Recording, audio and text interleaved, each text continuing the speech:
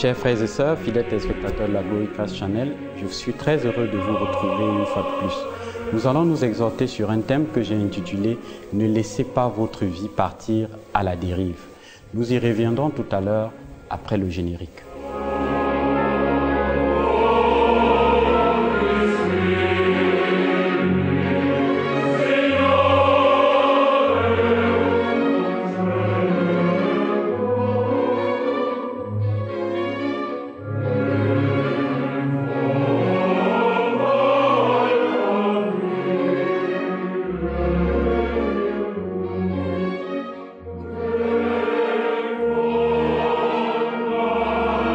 Avez-vous l'impression parfois que les courants de la vie vous amènent vers le large, là où vous ne voulez pas aller, et vous vous retrouvez en train de vous débattre pour revenir vers la rive? La mer est une puissante métaphore de la vie. Elle est parfois calme et sereine, souvent agitée, parfois déchaînée. Une chose certaine, elle est changeante, comme la vie. Il y a des jours où tout est si simple, si facile, puis le lendemain, souvent sans explication, tout bascule et nous perturbe. À cela, vous et moi, nous devons nous y adapter, car nous n'en pouvons rien. Mais ce n'est pas à cela que je veux faire allusion. Je m'adresse davantage à tous ceux qui ont l'impression d'être perdus en mer. Vous éprouvez cette sensation de perte de contrôle, comme si vous luttiez contre un courant contraire, plus fort que vous, qui vous tire vers le large. Vous vous retrouvez à vivre ce que vous ne voulez pas vivre et à faire ce que vous ne voulez pas faire. J'aime la mer. Je l'aime quand elle est calme et j'aime voir sa force lorsqu'elle se déchaîne. Le pessimiste se plaint du vent. L'optimiste espère qu'il va changer. Le réaliste ajuste ses voiles. La vie est comme la mer. Il est facile de dériver sans nous en rendre compte. Les gens se réveillent à 40 ans, 50 ans et réalisent que leur vie n'a pas été ce qu'elle aurait dû être. Leur mariage bat de l'aile. Leur travail ne les satisfait plus. Leur vie spirituelle est au plus bas et le temps a passé. Qui blâmer, chers frères et sœurs? La vie? Dieu? Sûrement pas. Par contre, dans ces moments, il est temps de s'arrêter et de faire le point afin de découvrir ce qui nous a amenés jusque-là.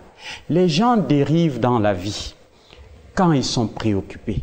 Les préoccupations, les imprévus, les difficultés ont vite fait de monopoliser notre attention et de nous détourner de nos buts.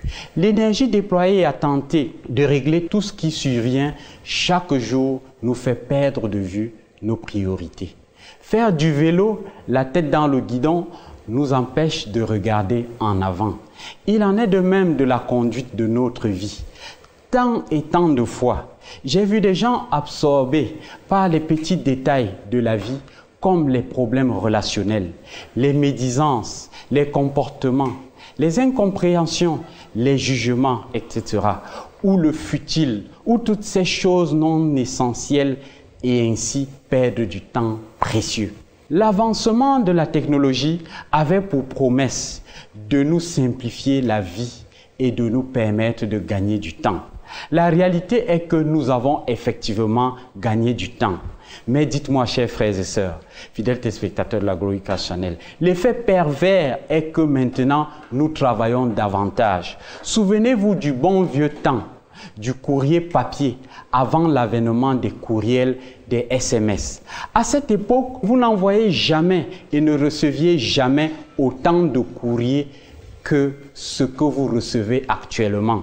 Beaucoup se retrouvent comme des bêtes de somme, attachées à une meule et poussant, tournant en rond constamment jusqu'à l'épuisement. La suite logique de l'épuisement est le découragement. Le découragement est à la vie ce que la fatigue est à celui qui nage. À un certain moment, nous baissons les bras, cessons de nager, nous laissant ainsi dériver au gré des courants. En nous relâchant ainsi, nous partons inévitablement dans une autre direction. Quand nous n'avons plus de force de continuer, la vie ne nous attend pas jusqu'au moment où nous retrouverons nos forces. Et la vie continue malgré nous. Quand ils sont déçus, c'est le troisième point de mon enseignement, il est impossible de ne pas être déçu tout au long de la vie. Les gens nous déçoivent et nous nous décevons nous-mêmes parfois. La réaction habituelle à la déception est de se désengager. On ne peut plus faire d'efforts. On ne veut plus prendre des risques. Pourquoi? Bien simplement parce que nous ne voulons plus être déçus. Si vous prenez conscience que votre vie est détournée de son cours, il vous faut réagir. Il s'agit de votre vie et de ce que Dieu vous a donné de plus précieux. Combat le bon combat de la foi, saisis la vie éternelle à laquelle tu as été appelé et pour laquelle tu as fait une belle confession en présence d'un grand nombre de témoins. Dans le texte ci-dessus, l'apôtre Paul encourage Timothée, sa jeune recrue, à saisir la vie que Dieu lui offre. Le mot vie éternelle que nous retrouvons dans le Nouveau Testament est Zoé. En grec, elle met en perspective deux axes. L'axe de l'espérance qui met l'emphase sur l'éternité. Jean 3, verset 16. L'axe de l'expérience qui met l'emphase sur la vie actuelle. Jean 10, verset 10. Le problème de beaucoup de croyants, chers frères et sœurs, est qu'ils attendent la vie éternelle. Un jour, je serai avec Dieu pour l'éternité. Et passe à côté de la vie actuelle. Dieu est avec moi chaque jour de ma vie. Voilà pourquoi Paul insiste sur le fait que non seulement Timothée doit combattre le bon combat et ne pas se tromper, mais l'encourage à saisir la vie que Dieu a pour lui. La vie n'est pas quelque chose que l'on subit, mais que l'on saisit. Alors ne vous laissez pas aller à la dérive. Ne permettez pas à la vie de vous amener à un endroit où vous ne voulez pas aller. Ressaisissez-vous et prenez votre vie en main. Saisissez ce plan merveilleux que Dieu a pour chacun de nous. Vous ne le voyez peut-être pas, mais priez et demandez-lui de vous y conduire en toute confiance et sécurité. Que le Seigneur Jésus vous bénisse.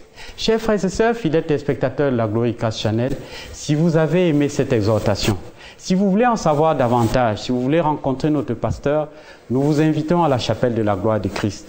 Nous sommes au quartier Mvogada, à 150 mètres du carrefour Isakam. Soyez bénis.